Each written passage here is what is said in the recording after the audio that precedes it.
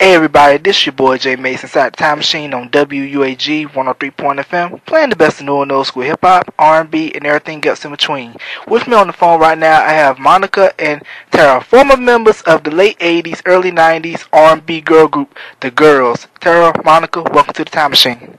Well, hello. Thank you for having us. Thank you. No problem. How you ladies doing this evening? We're fabulous.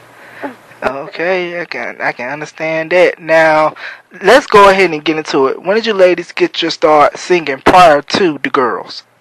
Well, Tara and I grew up in South Carolina. We went to high school together, and she and I were constantly involved in the arts in South Carolina, so we formed a group. We actually, a lot of people don't know this, but we started out as rappers. And the local promoter of our city at the time, he was bringing a lot of acts in, and Tara and I would be the opening act. And from there, just seeing the response, I mean, we wrote all of our own material, we choreographed everything, and it just seemed like people in our city really liked us, so it continued to go from there. And we were able to meet Jarrell, who started Uptown Records and Heavy D at the time, and from there they saw us, they liked us, and Tara and I were still in high school at the time, and they said, once you get out of school, come to New York. And Tara was very persistent, and she didn't take that lightly at all, and she just pushed and made sure that he would remember us, and I graduated, and she and I were off to New York, and from there, the Gyrlz were created. Okay, now, were you guys familiar with Jarrell's work at the time? He was with Dr. Jekyll and Mr. Hyde, and then, he did his thing, working with Heavy D and the Boys. Well, we weren't necessarily familiar with Jekyll and Hyde. That was a little before our time, but we did know about Heavy D and the Boys. BET was just really getting started, and we were watching BET every day, so we knew about every artist that was out, every label, every artist on every label. So, yeah, when he came to town, that was a big deal for us because we knew what he was doing and were familiar with his artist. Now, where did the name The Gyrlz come from? Well, we were going back and forth with names, and originally we were called the Uptown Girls, But whenever we had something to do, everyone in the office were always like, where are the girls today? Where are the girls? Are the girls in the studio? And so we were like, everybody calls us the Gyrlz, so we're the girls. And it was just as simple as that. And we changed the spelling a little bit. To make it more funky, hip, and fresh, right, with the Z on the end, just like how the Boys should have had the Boys with a Z. The Boys were a popular R&B group in the 80s, had hits such as Down My Heart and Crazy, and that was produced by L.A. and Babyface. Now, where did Terry come into the equation? Well, once we went to New York and we started doing songs with Kyle, actually Heavy. Terry was in another group, and Heavy suggested that instead of us rapping, that Andre formed a singing group and go ahead and put the three of us together. And so he did. We went in and did some test songs. They came out really, really great, and so Gyrlz were born. Yeah. Okay, so it's kind of sort of like a TLC situation, because, well, not really, but Chili, she was a background singer or dancer, I believe, for Damien Dame, and that's how she got into TLC.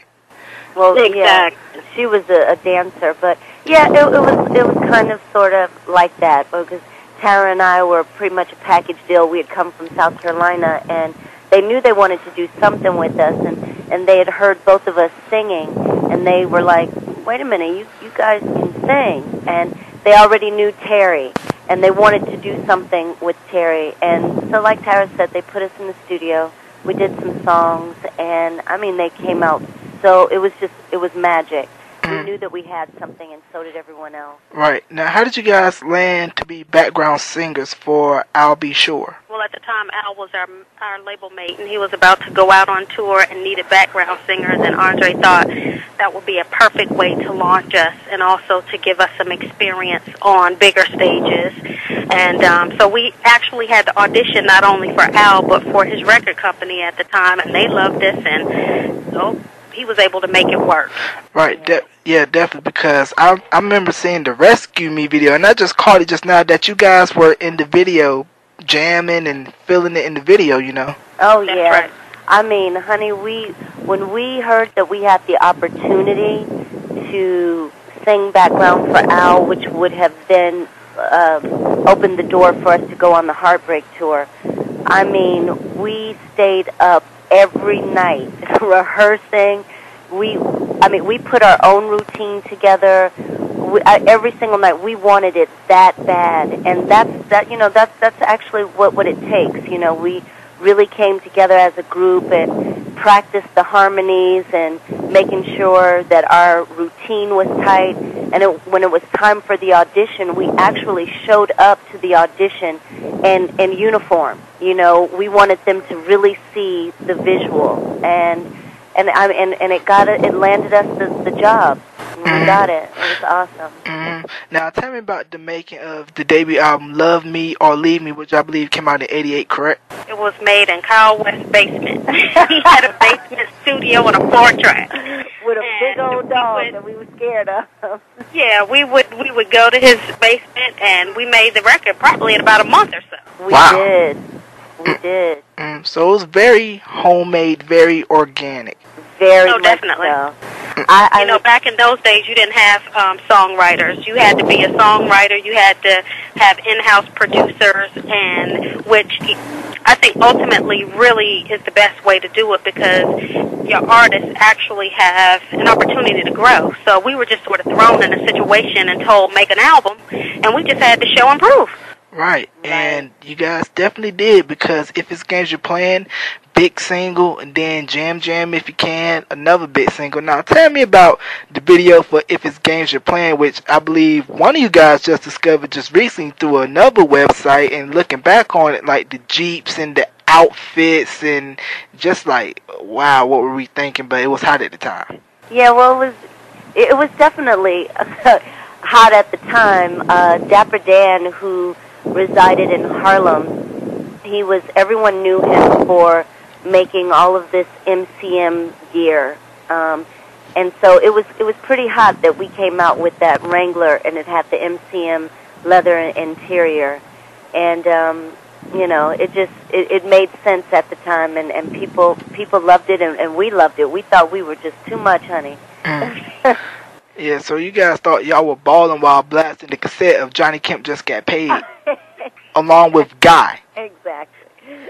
Right. Now, tell me about, you know, being in the midst of New Jack. You know, you guys are in it, and of course, Guy's blowing up. Bobby Brown, by this point, mega star with Don't Be Cruel, and New Edition coming of age with Heartbreak. Now, what was like going on the Heartbreak tour?